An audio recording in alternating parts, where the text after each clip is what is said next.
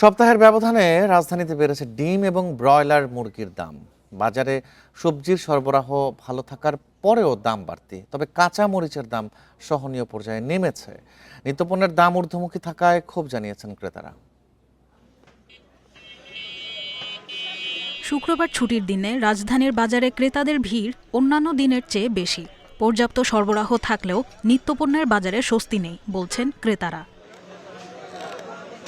বাজারে ডিমের দাম ডজন ১৫০ টাকা ছাড়িয়েছে। ব্রয়লার মুরগির প্রতি কেজি বিক্রি হচ্ছে ২০০ টাকায়, আর সোনালী মুরগির কেজি ৩৩০ টাকা।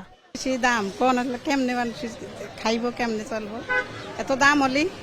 মোটামুটি মালের দাম নিয়ন্ত্রণ আছে। মরিচ অনেক দাম ছিল হিসাবে অনেক কমছে এবারে, তার অন্যান্য জিনিসের দামও কমছে। বাজারে পর্যাপ্ত সবজি থাকলেও দাম কমেনি। লাউ প্রতি পিস ৮০ টাকা আর চাল কুমড়া ৬০ টাকা। বাজার ভেদে পটল, করলা, কাঁকরোল ৮০ থেকে ১০০ টাকা। তবে ৪০ টাকাতেই মিলছে কাঁচা পেঁপে। আলু বিক্রি হচ্ছে ৩০ টাকায়। বাড়তি ৮০ টাকা, ১০০ টাকা, ৭০ টাকা, এর নিচে কোনো সবজি নেই। সবজির দামটা একটু মাঝে বেশি, মানে এটা বাড়ে আবার কমে, এটা বলা যাবে না, কারণ সবজি কাঁচা বাজার তো কিছু তো নষ্ট হয়। দাম একটু হইতে আছে, কম তো কাঁচামরিচ বেচতে আছে ১০০ টাকা কেজি, আসলে ১৬০ টাকা কেজি। বাজারে কাঁচামরিচের দাম সহনীয় পর্যায়ে নেমেছে। মানভেদে বিক্রি হচ্ছে ১২০ থেকে ১৬০ টাকায়। আদ্রিতা রাইন, ইন্ডিপেন্ডেন্ট নিউজ, ঢাকা।